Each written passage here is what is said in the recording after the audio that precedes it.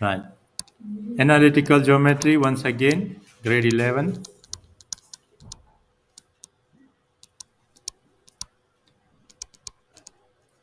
Okay. So let's read. Reading is very important. Reading, recording, and interpreting the reading. The word is parallelogram. Very important. What do you know about the word parallelogram? Opposite sides are parallel. So they are telling me something about the gradient. Right. Opposite, another pair of opposite side is also parallel. What else? The angles, opposite angles are equal. Right. So, but here angle D is broken down into two different angles. So I don't worry about it. But angle C and angle A I marked already. Right. The distance, opposite side distance are also equal. Right. Parallel and equal. Okay. So let's see now. Point A is given. Point B is given, point C is given, point D. Both the coordinates are unknown. Right? So that is telling me later on, if they ask this coordinate, they may ask for 2 marks or they may ask for 4 or 5 marks.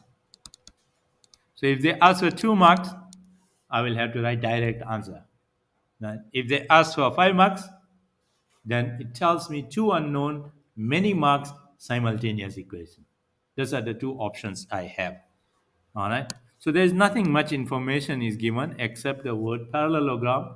All right. And that is too much of information. The word itself is too much of information. Okay. So let's say straightforward first question. What is the length of BC?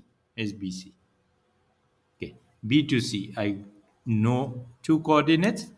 So I can say question number 2.1, length BC. I can straight away use the formula y2 minus y1, that's 10 minus 0 squared, plus x2 minus x1, minus 1 minus 4 squared.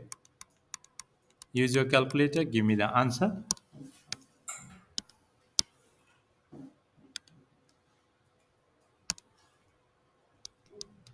What's the calculator answer? 125 square root.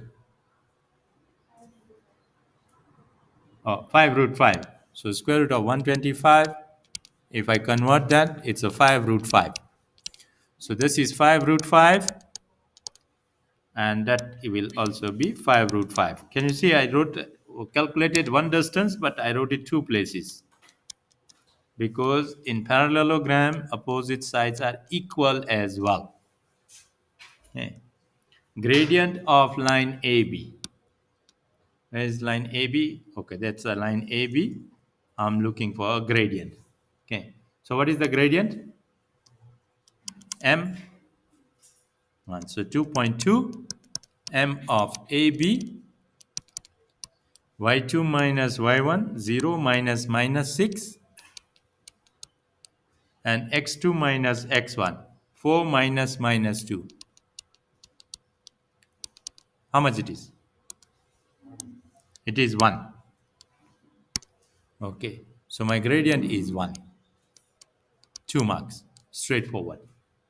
Okay, so can I write gradient equals to 1 here as well? Okay, good. Then equation of CD. Determine the equation of CD. Okay, so there is CD. I'm looking for equation of that line. And to find the equation, I need a gradient and I need a point. I have it. Straight substitution. All right.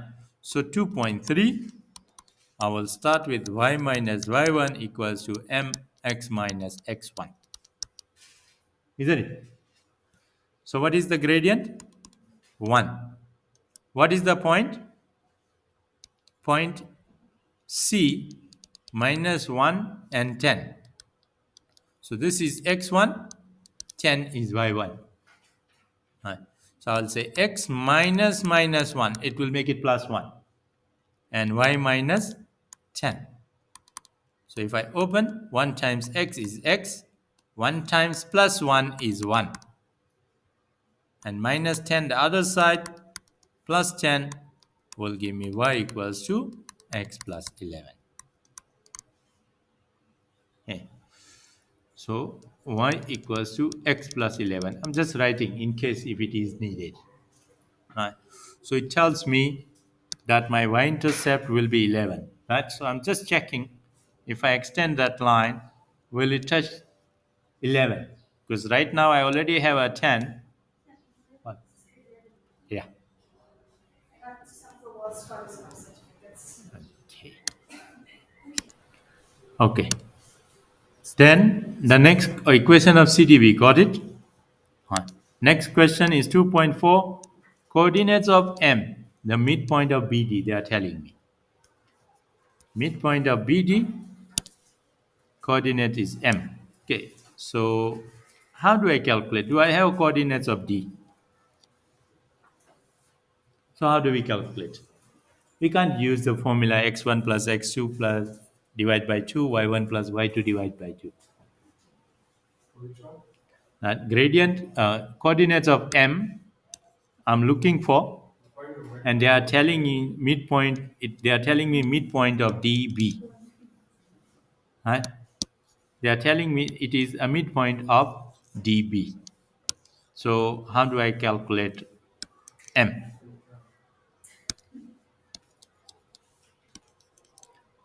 Coordinates of D are not given. So they are looking for midpoint of this line. What do we do? How do we calculate? Okay, the word parallelogram, when they gave me, they told me something about the midpoint also. That midpoint will be the same midpoint for another diagonal as well. So if I get the midpoint of M, coordinates of M from CA, it will be the same midpoint for line DB, another what is it, diagonal. Okay, so if I can't get the midpoint from one diagonal, I will get it from another diagonal. Right? So in grade 8, 9, 10, we knew the diagonals bisect each other. Right? It means they will have a point of intersection where they meet. That point will cut the diagonals equally. It means it will become midpoint for both the diagonals. Right. Okay. So if they are asking me midpoint of BD, I'm not going to get it from there. I'm going to get the midpoint of AC. Right. So let me write down the coordinates of A and C, so it will be easy to add. A is minus 2 minus 6 and C is minus 1 and 10. It will be easy for me to add now. X1 plus x2 divided by 2. Minus 2 minus 1 divided by 2 and y1 plus y2 divided by 2. All right, so make it a habit, write 2 points on a side by side. So it will be easy to add, subtract in case of a gradient and the distance. We need y2 minus y1. Okay, so minus 3 over 2. So it's negative 1.5, isn't it? And minus 6 plus 10. So that's 4. 4 divided by 2 is 2. So I got the midpoint, negative half, negative 1.5 and 2. So I'm saying here it's negative 1.5 and 2. And now, hence or otherwise, determine the values of x and y, two unknown coordinates. Right? So if I can, they are telling me hence, it means the previous answer, or otherwise any other method. Right? So we will do both. Right? Okay. So whenever the midpoint is involved, and if I'm looking for endpoints, right, I will observe x coordinate to x coordinate of two given points. So I will say 4 to minus half. How many units I'm going back on number line? from 4. So that's 4, that's 0, and that's negative half. How many units I'm going back? 5.5, isn't it? This is 4 units, and from 0 to negative 1.5, it's another 1.5 units. So 5 and 5.5 units. So to get another point, I'm going to go ahead another 5.5 points, 5 units. So 1.5 plus 5.5. 1.5 plus 0.5 is 2. 2 plus 5 is 7. So that point is 7. Okay. So left hand side 7 unit, it means it is a negative 7. Then we do the same thing for y coordinate. So I'm starting from 0,